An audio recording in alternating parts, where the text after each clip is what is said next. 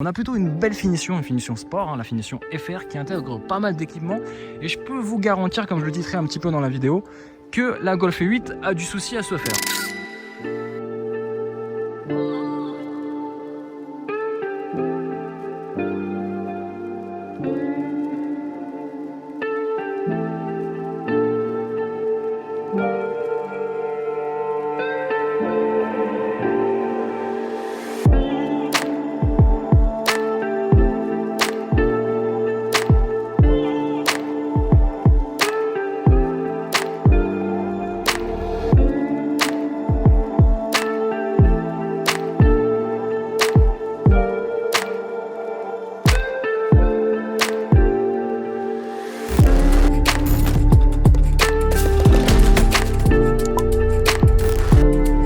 Cette nouvelle Seat Leon de 4e génération, vous allez voir, il y a pas mal de petites surprises, de quoi aussi faire trembler la Golf 8. Les amis, je fais une petite pause sur Instagram pour nous rendre visite sur notre compte Cars Passion, c'est bien celui-ci, pour voir un petit peu en story les coulisses de cet essai et aussi toutes nos dernières publications, de quoi un petit peu rêver sur l'automobile.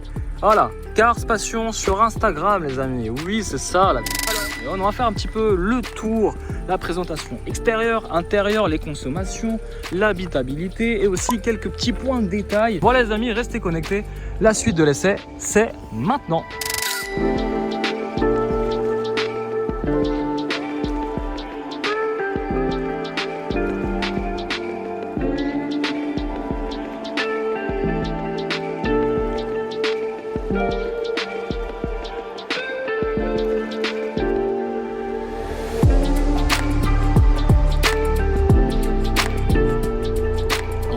Par l'arrière, c'est pour moi l'angle le plus valorisant sur cette nouvelle Seat Leon. Alors il faut savoir que chaque génération de Seat Leon change complètement de copie, de philosophie. On va dire que la 3e génération n'a plus rien à voir avec cette 4e génération. Puis ce qu'on remarque, c'est ce bandeau lumineux qui traverse la malle, et donc ça c'est la petite signature de la nouvelle Seat Leon. On a aussi une écriture de la Seat Leon ici en script. On a la version FR, donc finition la plus sportive, et on a ces deux sorties d'échappement. Alors vous le savez, la tradition oblige, voilà, ce sont des fausses sorties d'échappement, et l'échappement il est là, juste là. Parce que cette nouvelle Seat Leon va faire de l'ombre à sa cousine, la Golf 8. On est sur un prix aujourd'hui qui s'affiche modèle clé en main pour cette version FR sans option à 31 000 €. Ici on a 4 000 € d'option, donc si je vous laisse faire le calcul, nous sommes à 35 000 €. C'est 4 000 € moins cher que la Golf 8. Donc il faut savoir que beaucoup d'entre vous vont sûrement hésiter entre la nouvelle Golf 8 ou cette très belle Seat Leon. Alors comme je vous le disais au début de la vidéo, on est sur une finition FR. La finition FR, c'est la version entre guillemets la plus sportive. Et ben on va commencer par la calandre avant, le capot nervuré pour donner un peu plus de musculature, et ici on a quelques appendices de sportivité. On a bien entendu fausses entrées d'air malheureusement, mais qui sont très bien réalisées, très bien dessinées. On a des jolis feux avant qui me font penser un petit peu à sa concurrente directe, clairement la Hyundai i30. Je ne sais pas ce que vous en pensez, mais il y a un petit air de la Hyundai i30 sur la partie avant. Ensuite, on a ici sur cette finition FR des coques en gris mat. On a des jantes de 18 pouces et on a des vitres un peu surteintées sur l'arrière qui donnent encore une fois un aspect un peu plus sportif. Qu'est-ce que vous en pensez de cette nouvelle Seat Leon? Est-ce qu'elle est capable de concurrencer directement la Golf 8, ou bien peut-être, si on monte sur du premium, une Audi A3 ou une classe A pour à peu près 30 000 €, sachant que une Golf 8 ça vaut à peu près à équipement équivalent à peu près 35 000 €. Alors l'avant n'a pas forcément trop changé, clairement par rapport à la 3e génération, c'est plutôt de profil, et surtout à l'arrière on retrouve vraiment une signature très spécifique où voilà, on aime ou on n'aime pas, mais c'est vrai que ce bandeau lumineux et cette malle arrière un petit peu incurvée là, un travail sur la carrosserie qui caractérise aujourd'hui cette 4e génération. Alors, est-ce qu'on aime ou on n'aime pas? Est-ce que c'est un peu too much ou pas? Moi je trouve que c'est plutôt bien réussi de la part de Seat de rajeunifier et de moderniser un petit peu sa Seat Leon, qui reste l'un de leurs modèles les plus vendus dans la catégorie. Et il faut savoir que cette Seat Leon, elle est déjà extrêmement bien équipée par rapport à la Golf 8 sans mettre la main dans la longue liste des options. Alors, si vous posiez la question sur à quoi ressemblent les nouvelles clés de la Seat Leon, bah, c'est clairement, voilà, ça les nouvelles clés. Alors, c'est plutôt joli. Vous avez un peu de chrome et un peu de plastique laqué noir. Donc, dans le temps, je sais pas comment ça va tenir, ça va peut-être prendre les rayures, mais en tout cas, ça présente plutôt bien. C'est original, je trouve. Alors, je vais ouvrir le moteur, bien sûr, pas de vérin, une petite tringlerie pour tenir ce joli capot. Alors sous le moteur, hein, attention, on n'est pas sur un foudre de guerre, on est sur un 4 cylindres, un 1,5 litre 4 cylindres qui développe 150 chevaux et 250 Nm de couple. Alors c'est plutôt pas mal pour la ville et aussi pour s'extirper en vacances avec la famille. Il y a du couple à bas régime, mais le moteur s'essouffle vite à partir de 4500 tours, donc c'est pas forcément un moteur à vocation sportive, même si le châssis est excellemment bien réussi. Le ITSI, le ETSI, ça veut dire en fait la micro-hybridation. La micro-hybridation, c'est un petit peu les moteurs à la mode en ce moment. C'est en fait un alterno-démarreur de 48 volts qui va permettre d'aider en fait sur les phases de relance à bas régime et au démarrage le moteur. Deux avantages à cette technologie, c'est l'aide au démarrage. Vous allez moins consommer, un petit peu moins consommer clairement. J'ai pas réellement vu de grande différence. Et vous allez avoir aussi au quotidien un confort supplémentaire, surtout sur les relances à bas régime dès le démarrage. Donc ça, c'est plutôt pas mal. Et en termes de malus, vous y gagnez un peu plus aussi.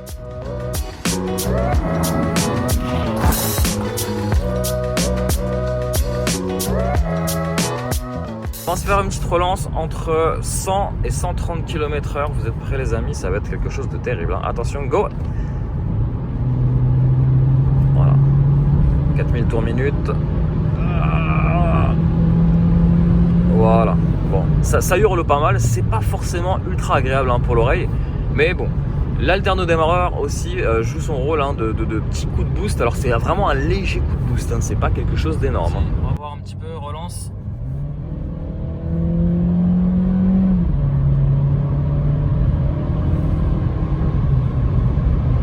Voilà. Alors, le taf est fait. Clairement, les relances sont plutôt satisfaisantes. C'est vrai que on sent qu'il y a une certaine, un certain creux, si vous voulez, à haut régime. On a tapé quasiment les 5500 tours par minute. On n'est pas sur un moteur ultra survitaminé. On est juste sur un moteur 1,6 litre couplé à un turbo et un alterno démarreur. Là, l'alterno démarreur, honnêtement, fournit juste le petit boost nécessaire. Mais après c'est le moteur thermique qui reprend largement le relais et donc du coup on a des phases de relance un peu linéaires, un peu creuses. Ce qui va bien à ce moteur, c'est finalement d'enchaîner les rapports. Alors ce qui est plutôt bien aussi, c'est que je peux gérer clairement et reprendre le dessus hein, sur la boîte de vitesse avec les palettes au volant. Ça c'est plutôt une bonne idée.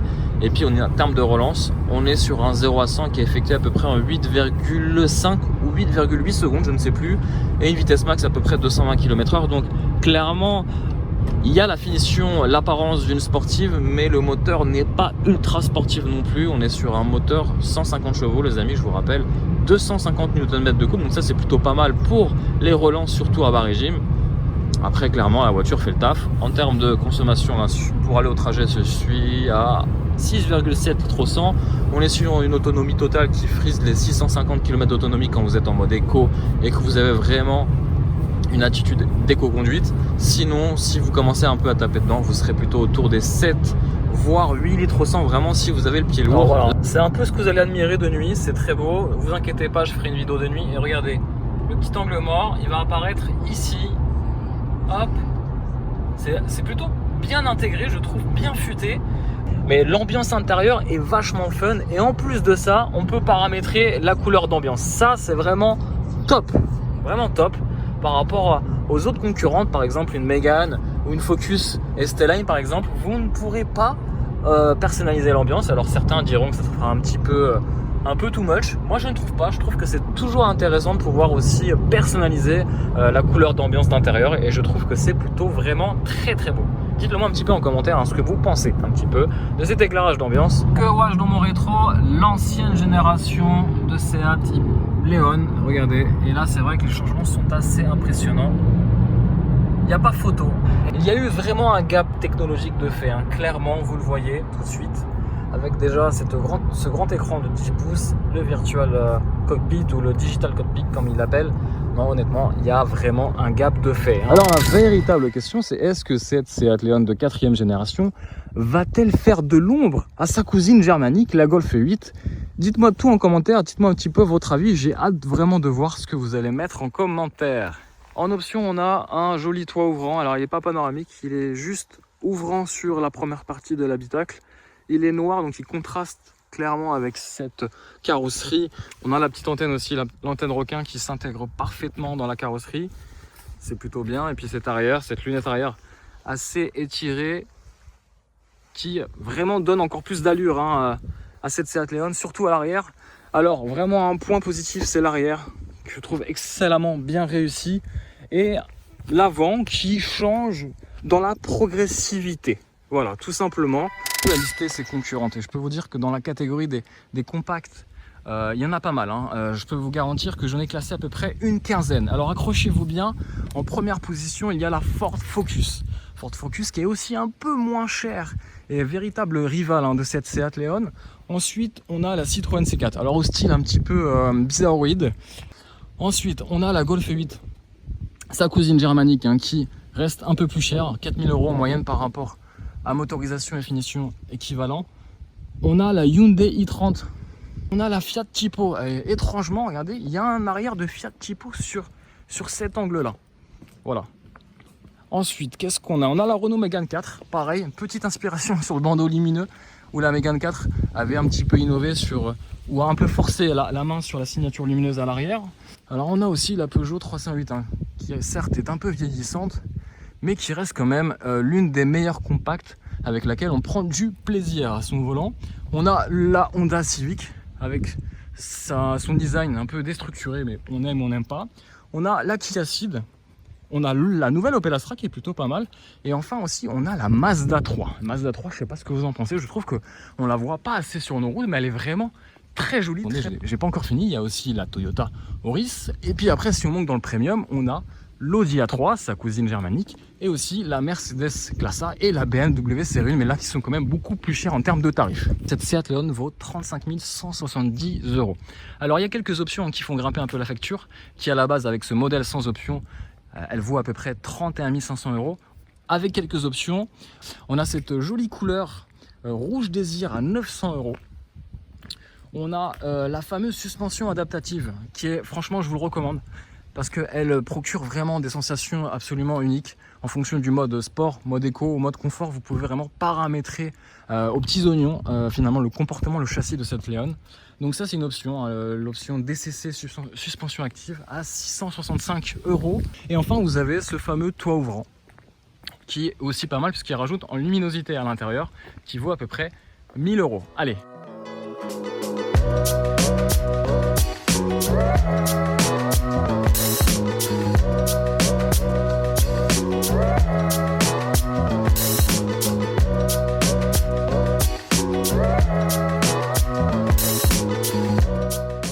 Allez, en voiture Simone, je vous embarque avec moi dans cette nouvelle Seat Leon de 4e génération.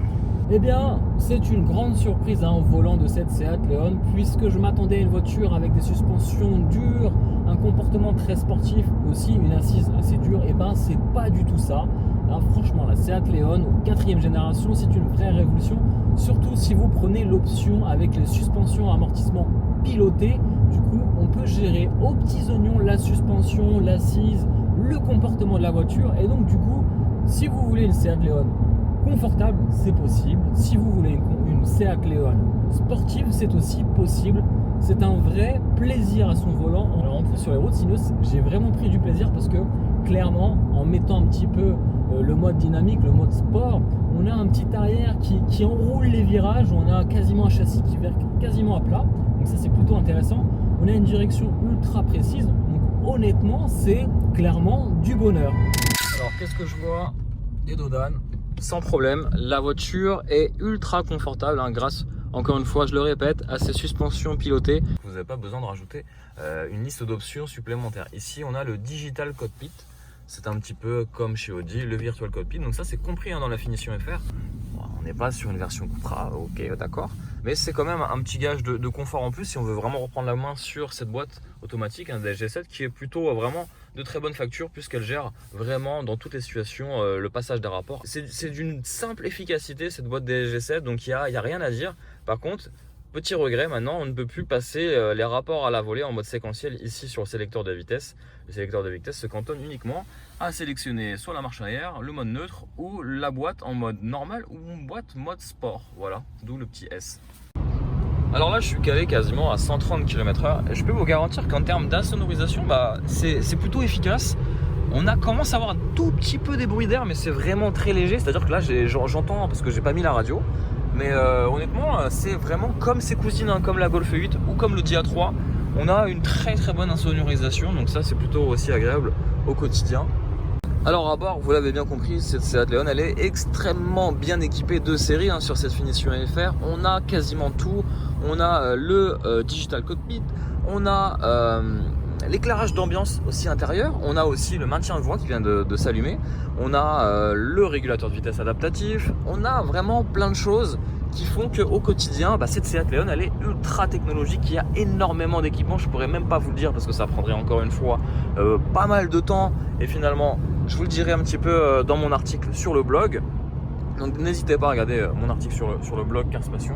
Mais c'est vrai qu'en termes de technologie, franchement, c'est vraiment pas mal. Le petit bémol sur cette Seat Leon, comme sur la Golf 8, c'est cet écran qui rassemble finalement, qui regroupe toutes les fonctionnalités de la voiture. Et donc du coup, malheureusement, on n'a plus de touche physique. Et ça, pour moi, qui suis un pro et un aficionados des touches physiques comme l'Audi A3 par exemple, où j'ai bien aimé le fait qu'ils aient mis des raccourcis pour régler la clim ou la ventilation ou même le volume de la radio. Ici ça va être un peu plus délicat, c'est-à-dire qu'hier soir de nuit je ne le voyais pas parce que ces boutons ne sont pas rétroéclairés et donc on peut régler la température de l'habitacle, on peut régler aussi la ventilation. Alors non, même pas parce que la ventilation, attendez, c'est juste ici.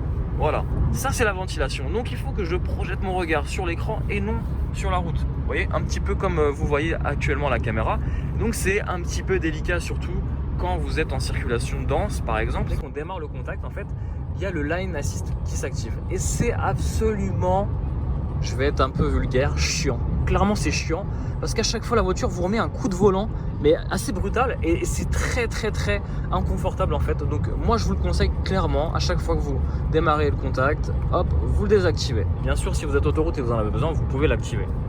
Alors un autre petit clin d'œil un petit peu à l'infodivertissement et à cette Leon technologique, puisqu'on peut finalement avec cette finition FR contrôler un petit peu les différents modes de conduite ou de châssis. Donc ça va agir à la fois sur la direction, sur la pédale d'accélération et aussi sur la boîte de vitesse et les amortisseurs si vous avez l'option DCC, les suspensions amortisseurs pilotés.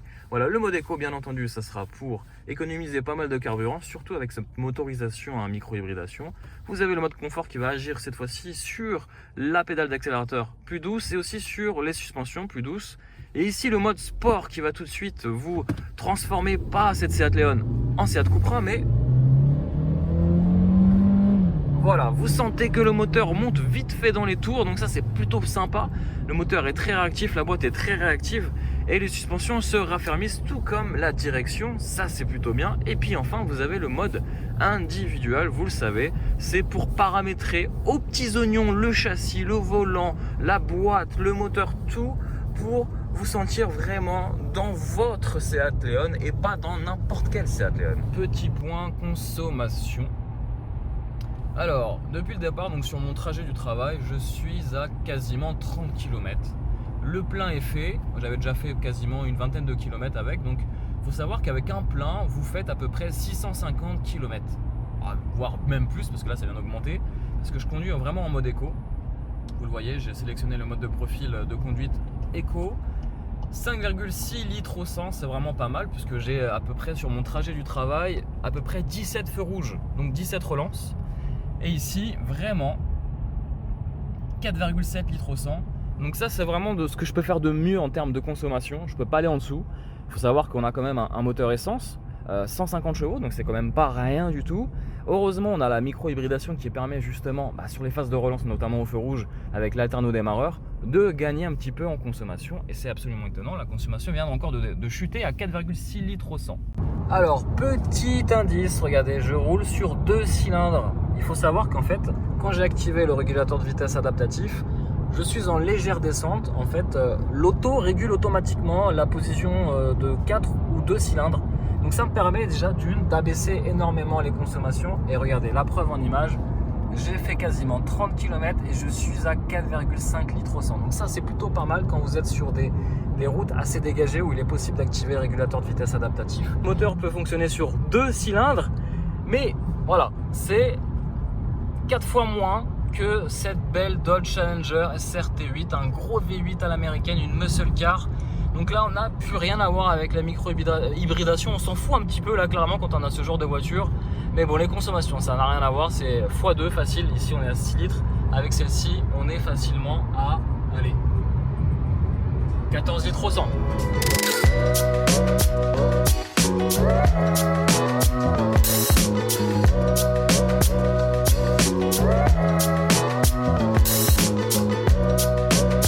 Allez, je sais que vous en mourrez d'envie, on va voir un petit peu l'intérieur surtout. Est-ce qu'elle est capable aussi de rivaliser l'intérieur avec la Golf 8? On va voir ça tout de suite. On est sur une finition sportive, le FR est écrit ici sur les seuils de porte, rétro-éclairé de nuit. De nuit aussi, on a le petit hologramme qui s'appelle Hola, donc bonjour ou bienvenue en espagnol. Alors avant même de commencer à voir cet intérieur qui ressemble drôlement à la Golf 8, clairement inspiré de la Golf 8. D'ailleurs, entre l'habitacle de la Seat Leon et la Golf 8, il y a énormément d'éléments en commun. Alors, on va faire un petit peu le tour de l'intérieur. On va commencer ici, voilà, par ces petits plastiques durs. Il y en a un peu partout. C'est comme la Golf 8, mais dans une Seat, ça choque un peu moins. Alors, on a un beau travail, un beau dynamisme réalisé sur les portières et les contre-portes. Rien de bien miraculeux. On a aussi des rangements qui sont aussi sympathiques et plutôt pratiques dans cette compacte. On a des éléments un peu moussés, mais c'est pas ce qu'on va rechercher. On a aussi une intégration d'éclairage d'ambiance à LED de nuit, c'est du plus bel effet je trouve, surtout dans une Seat Leon, ça change aussi. Et voici l'intérieur. On est sur une sellerie spécifique finition FR avec des petites surpiqûres rouges comme vous pouvez le voir. On a des réglages manuels sur les sièges. On est sur une boîte automatique ici à 7 rapports. C'est la fameuse boîte DG7. Et puis on va s'installer à bord. Alors on va claquer la porte. Ok. Là, silence à bord et on va voir un petit peu ensemble. Qu'est-ce qui change un petit peu dans cette nouvelle Seat Leon qui, je trouve, au premier abord, quand vous vous installez à bord, il y a un sentiment de qualité, d'assemblage presque parfait, et ça c'est plutôt bien réussi dans une Seat, même si on sait que, encore une fois, VAG est derrière tout ça, mais c'est plutôt rassurant je trouve. Les petites finitions sport, on a un volant sport avec un petit méplat, les petites surpiqûres sur un cuir, donc ça c'est plutôt encore une fois bien réalisé. Le gros logo Seat qui est présent au centre du volant. On a des petites touches ici d'aluminium. On a aussi de l'aluminium ici sur les aérateurs. On a du faux plastique. Alors c'est du plastique aluminium. On a ici une planche de bord moussée qui est assez bien travaillée avec un motif très spécifique qui donne un peu plus de relief. Là honnêtement, je sais pas ce que vous en pensez, mais on va pas s'attarder non plus à toutes les modifications intérieures, mais au premier abord, honnêtement, on s'y sent bien. Et comme moi j'ai eu la chance d'essayer la Golf 8 il y a presque un an, je peux vous garantir que effectivement l'accoudoir, la planche de bord, il y a quelques éléments qui ressemblent, et notamment ce grand écran, je crois de plus de 10 pouces, qui permet finalement de rejoindre un petit peu l'univers d'une Golf 8. Alors la Golf 8, il faut savoir que si vous voulez vous en offrir une, c'est à peu près 4000 € de plus. Donc là la question va se poser entre justement cette Seat Leon et la Golf 8. Donc c'est plutôt bien travaillé, il y a un bon dynamisme à l'intérieur, on s'y sent bien, les sièges sont plutôt bien confortables, on a un bon petit moelleux des sièges, en tissu bien sûr, et puis voilà, en termes de sonorité, peut-être que voilà, ça nécessiterait peut-être une amélioration, une option à prendre. Là c'est la Li-Fi de série.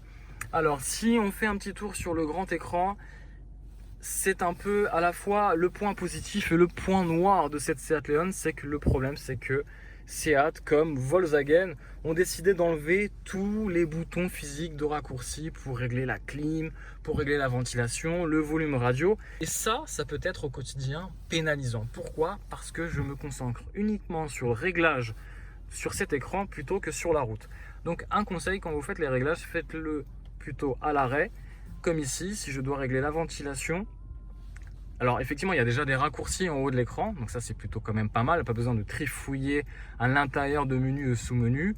Là, je peux régler la ventilation arrière comme à l'avant, je peux régler la climatisation. On a quand même des boutons raccourcis ici pour régler la température, mais encore une fois, c'est pas des boutons physiques, c'est des boutons sensitifs, donc il faut quand même avoir un œil pour savoir si l'action que je mène sur cette touche, elle se réalise bien ici. Pareil, ici j'ai appris que c'était le volume sonore. Mais je vous jure, de nuit, vous ne les voyez pas, ils ne sont pas rétroéclairés. Donc ça, c'est un petit peu dommage. Et puis sinon, bah, voilà, l'interface, il y a une habitude à apprendre. L'ergonomie est quand même assez bien foutue. Honnêtement, on peut regarder tout. Alors là, les consommations, bah, forcément, je suis à l'arrêt, donc je consomme beaucoup. Il y a pas mal de choses. Bon, bref, l'écran est super réactif. Vous pouvez connecter aussi Apple CarPlay et tout ça. Ça, c'est plutôt bien. Si régler à volonté votre voiture, les suspensions, la direction, le réponse moteur, la climatisation, enfin bref, honnêtement dans une Seat il y a tout. Donc là ce qui est plutôt bien c'est que l'écran aussi est entre guillemets intelligent. Regardez, je vais rapprocher mon doigt, j'appuie pas dessus, hop, il a détecté avant même que j'appuie. Et bien entendu on a l'éclairage d'ambiance, ça c'est plutôt aussi sympa, c'est de série sur cette finition FR. Il faut savoir que sur cette finition FR, donc finition sport, il y a pas mal d'équipements de série, contrairement aussi à la Golf 8 où il faudra rajouter un peu plus d'options au catalogue. On a du coup ici à l'avant deux prises USB-C. J'ai rajouté ici un adaptateur USB parce que maintenant, nouvelle génération oblige, on n'a que des prises USB-C, c'est les nouvelles normes. Il y a aussi deux prises USB-C à l'arrière du véhicule, donc on en a 4 au total. Pour ceux qui seront un peu sceptiques, on a quand même le chargement par induction qui se trouve là. On a quelques rangements ici, ici. On a aussi des verrouillages de portes que je ne trouvais plus sur les contre-portes. En fait, c'est juste là. Donc ça, si vous cherchez, ne cherchez plus trop loin, c'est juste, tout est centralisé ici. Il y a très peu de touches, vous pouvez le constater. On a un accoudoir avec quelques rangements. Vous voyez, j'ai mis mon appareil photo. Et on n'a pas de prise USB à l'intérieur, malheureusement. Mais on a juste une prise 12 volts et pas de prise USB. Voilà. Je pense que vous savez tout un petit peu de cet intérieur. Ah si, j'oubliais, la commande de toit maintenant se fait tactilement. Ça, j'ai un petit peu du mal. Là, ça marche. Et pareil, c'est pas des boutons physiques, donc il faut faire ça. Voilà, j'y arrive. Premier coup. Ça, c'est bien. Et un autre point qui est bien pour la fiabilité, c'est que ça, je peux le tirer comme je veux. Pas besoin d'attendre 10 000 ans pour que le système électrique le ferme. Je peux tirer les rideaux comme je veux. Pareil, les lumières, ça s'allume automatiquement juste par une pression. Donc c'est vrai que si on doit retenir en un seul mot le changement radical de cet habitacle sur la Seat Leon, c'est le tout tactile et digital. Digital comme cet écran derrière ce volant, c'est pas le virtual cockpit, c'est le digital cockpit, je crois, hein, d'après les termes chez Seat. Et là pareil, je peux encore une fois personnaliser mon affichage et je peux aussi personnaliser 3 affichages différents, ou plutôt 3 parties différentes. Ici je personnalise la partie de droite, je peux personnaliser hop, la partie du milieu, voilà, ok, et je peux personnaliser la partie de gauche, ici, pareil.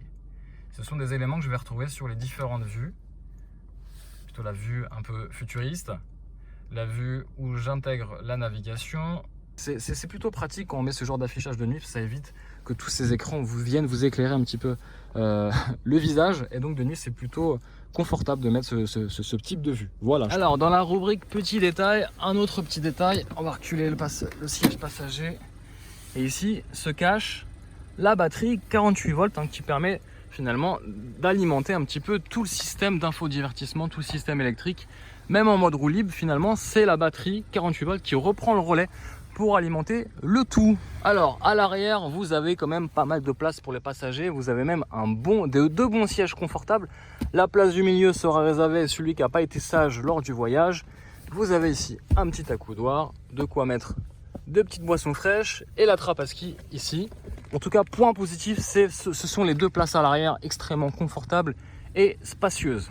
Toujours au chapitre habitabilité, on va voir un petit peu le coffre. Et là, malheureusement, le volume de coffre ne change pas par rapport aux anciennes générations de Seat Leon. On est sur un coffre qui culmine à 380 litres de chargement. On va dire que c'est dans la moyenne de la catégorie, hein, c'est dans la moyenne d'une Audi A3 ou d'une Golf 8. Donc là, pas vraiment de surprise, mais alors ce qui est plutôt pratique, c'est qu'il est assez profond. Et ce qui est plutôt intéressant aussi, c'est que Seat a quand même conservé la roue de secours. Là, c'est une roue galette.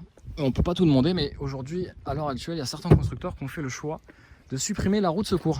Les amis, j'espère que cet essai complet de cette Seat Leon de 4e génération vous a plu. N'hésitez pas à partager votre avis, tout simplement à savoir aussi si vous préférez cette nouvelle Seat Leon, 4 000 € moins cher que la Golf 8, ou si vous avez d'autres compacts qui vous ont aussi tapé dans l'œil. Donc n'hésitez pas à partager vos avis en commentaire. Les amis, moi je vous dis à très vite pour de nombreuses aventures en vidéo sur Cars Passion.